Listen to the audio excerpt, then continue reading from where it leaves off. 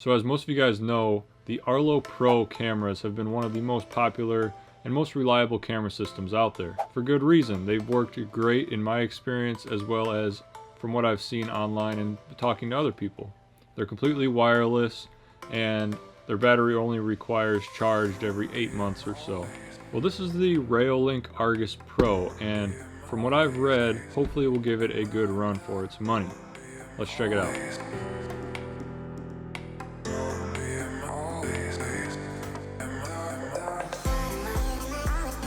What's up guys, it's Drew from TaylorTech, and on this channel we do smart home tech reviews, installations, and DIY guides. So if you're new here, consider subscribing. And hey, at any time, check out the video description down below for show notes and product links for anything mentioned in this video. So this is the Reolink Argus Pro. Reolink actually sent this out for me to review. They're not sponsoring this video or anything. These are my own opinions. So like I mentioned, these guys come in at half the price of something like the Arlo cameras do, even for just the add-on camera. No base needed, as these are completely wire-free. They work all through Wi-Fi, and they do have a decent lithium-ion battery that can give it charge up to about 6 months.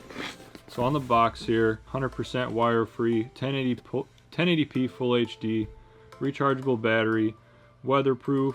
I believe these are IP65 weatherproof, so it will do okay in rain. They are a possible solar panel with the addition of a solar panel, which runs for about $30. I also have that here. We're going to check that out next. And it's got a smart PIR sensor, so passive infrared filter that hopefully won't give you too many false alarms. So let's open this up and check it out. Got a quick start guide, a sticker here, that's nice, and a mounting plate sticker. So here's the camera itself. Packaging is actually pretty nice here. So next we've got the battery with a, looks like a micro USB port on the front there. Okay, so we've got a pretty nice silicone case for the camera. That's a nice addition. It's got a little sun visor as well. The mounting hardware, micro USB charging cable, and this is actually the tree strap. Instead of having to screw into the tree, you can actually strap the camera to the tree and put the mount onto that. So that's nice. And here is the mounting plate also. So in just a second, we're going to get the Reolink app installed. First, I'm going to go ahead and pop this battery in and get this booted up. Hopefully this thing came with some charge. Camera has been started up. Please run Reolink app, add the camera, and set it up. Alright, you heard the lady. Okay, so we'll install the Reolink app. I'll click the little plus in the corner. Reolink app, add the camera, and set it up. I get it, thank you. Find the QR code on the camera. Okay, I'll scan this. There we go. Connect the camera to Wi-Fi. Do you hear, please run app, add the camera to set it up? Yes, I did hear the voice. So I will switch to my 2.4 gigahertz network, as this is only supported on that band. Okay, so I'll enter my 2.4 gigahertz Wi-Fi name and its password. Okay, I'll point the camera at the QR code on the phone. Scan succeeded. Ah. Camera is connecting to your router. Please wait. Connection to the router succeeded. Welcome to Reolink. The trick was, which they didn't tell me, was to actually click on the QR code and make it bigger. It took me forever for it to scan. I clicked on it, made it full screen, and then boom, it finally scanned it. So make sure you do that for sure. Click on scan succeeded. It did say it was succeeded. Create a login password. Okay. I'll name this camera front yard. Next. Finish. Okay, so here we go. Let's check out the live view. And there we go. We'll do the typical camera reception test. Beautiful. Let's check the siren. Okay, that's not very loud. It would definitely get someone's attention, but it could be a little bit louder. I think the voice prompt is actually louder than that. Let's check out the microphone. Microphone actually sounds pretty good.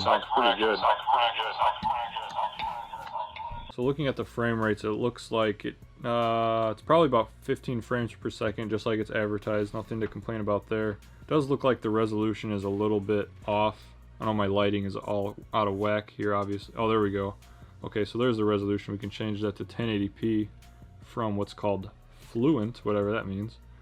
and that looks a lot crispier, a lot better. And we can record a video, take a photo, or pause the live stream from here. Pretty standard stuff. And we are getting about 1.5 megabits per second as far as the bit rate, so that's not bad. And out of the box, it looks like we've got about 3/4 of the battery left, judging from this display. And if we jump into the settings real quick, there we go, 65% battery left. So I'll quickly run through the settings here. I'm going to go in more detail after I take a look at this for a while. Anyways, here we go. Just jump through this really quick and we'll come back to it later. We got network information, video and display. We can rotate, we can flip. We can turn off that display date and name. We got the quality, 1080p, frame rate, 15 frames. Check out the max bit rate. We can actually increase that a little bit if we wanted to. So for storage, for recording, I like to keep the recording for a little bit longer than, say, 8 seconds. I want to check out 15. Yes, I would like to save. And for an SD card, I don't have one in there yet, but it does go right in here on the side. I'm going to go ahead and install an SD card in there. It is recommended so you can actually go back and view anything that happened. Without the SD card, all you could do is really do a live view. So I'm also going to keep that PIR sensor on, and we can change that sensitivity. We could have it send an email and record. Obviously we're going to have it record, and I'm going to go ahead and turn off send email for now. For the siren settings, default is mute, so if anything were to step in front of the camera, that siren could go off. As we discovered, it's not that loud, but I think most people would want that off just in case of false alarms or when you don't want that to happen. You could set a schedule of when you want this activated. You can turn on and off the indicator LED as well as the infrared lights. We're going to keep that on, and that's pretty much it. We'll check that out more in detail later. So in typical fashion, I'm going to go ahead and get this installed somewhere near the front yard. That's got the most activity, and hopefully we'll see some mail carriers, or hopefully no bad guys, but in case that were to happen, we've got a good camera for the job.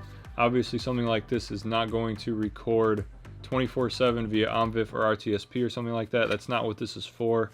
This is for something that can go anywhere within your Wi-Fi range, of course. And I almost forgot, we have the handy dandy solar panel to go along with it.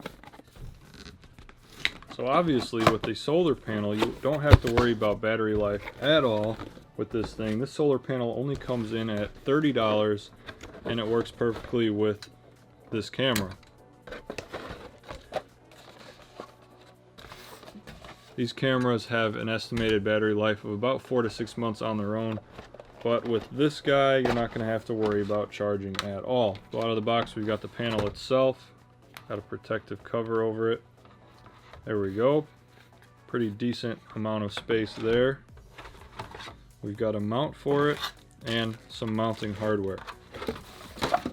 Pretty simple. Now it's got a pretty long cable. That's very nice. I would imagine this is probably about 10 foot. Let's check it out. Oh yeah. It's more like 12 feet of cable or so. It's a nice addition there. And then we can actually mount this onto here. Just screws on just like that. And of course it's got the adjustable base with the ball head on it there that we can point towards the best part of the sky to get the most sun. Let's tighten that up. Okay, and then on this side of the cable we have the micro USB with a weatherproof sleeve, so that's a nice addition. And we can just go ahead and plug this into the back of the Reolink Pro camera. As you can see, the camera actually has a little bit of a notch around the camera port, so you can push this weatherproof seal down around it, and it's got a nice seal there from the rain. And you can actually see that it's charging right now just from the lights here in the studio. It's got that green indicator light. If I unplug it, light goes away. So obviously it's working just great. So now that I've got both of these ready, I'm going to go ahead and get these mounted outside. I don't have to worry about getting power there because of this solar panel. All I have to worry about is making sure it's within Wi-Fi range, and I do have a pretty good router, so I shouldn't have to worry about that too much.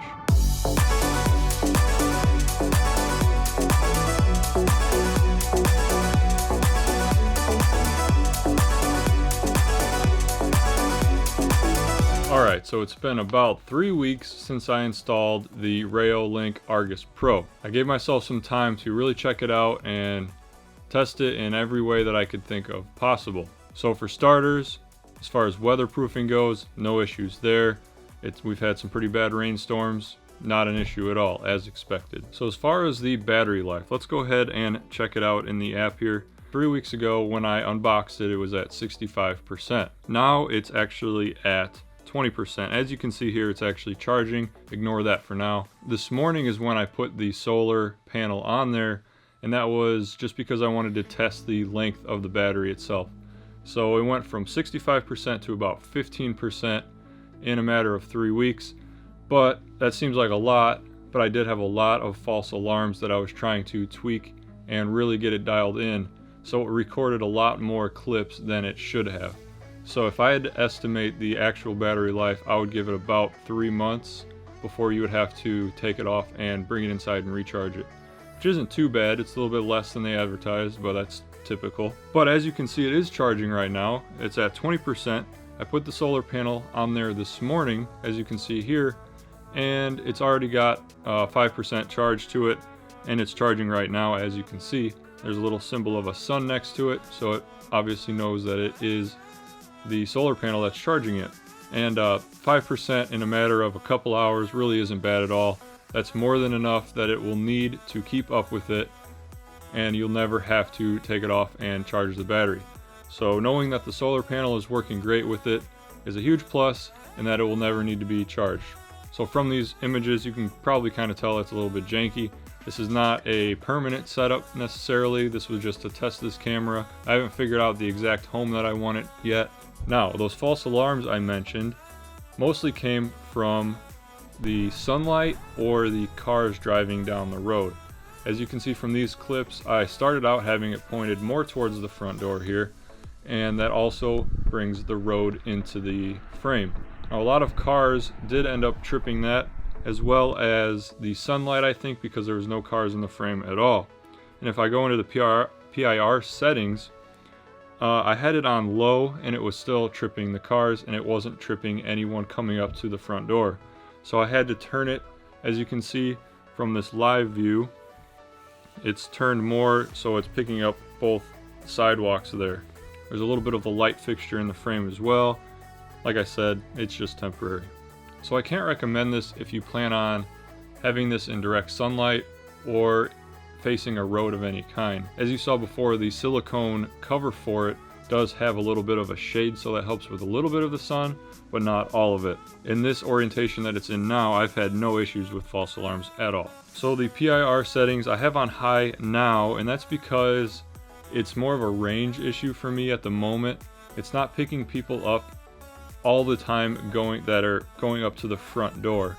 They have to actually walk towards the sidewalk, towards the camera a little bit more, about halfway through, before it will actually trip the PIR sensor. That could be good, that could be bad. I wish there was a little bit more extended range for that sensor, but I think for these PIR sensors that's about normal. So if you do plan on picking one of these up, just keep that in mind. If this was mounted, say, under the eave, pointed down at my front door, I think that would work perfectly. So if you've noticed, I have another camera in the app here. Just ignore that for now.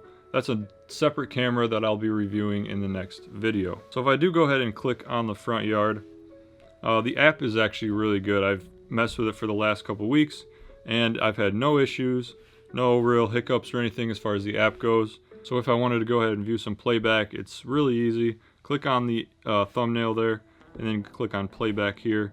And then there's a nice calendar layout. You can just pick the day that you want. I picked this up on October 11th. As you can see here, it is now November 2nd. So if I just go to a random day, let's say the 14th here, I've got a lot of alarms here. Most of these are false alarms. This is when I was tweaking the settings, of course. Let's just go ahead and try this one. And as you can see, nothing is really in the frame, false alarm. But if we go to a more current date, let's say October 30th. Now this first one, let's see. Okay, there's the UPS guy. It picked it up as he walked right past that light fixture. So that worked as expected. No issues there whatsoever. And then the second one, also not a false alarm, my wife walking past. and this final one looks like me walking the dog.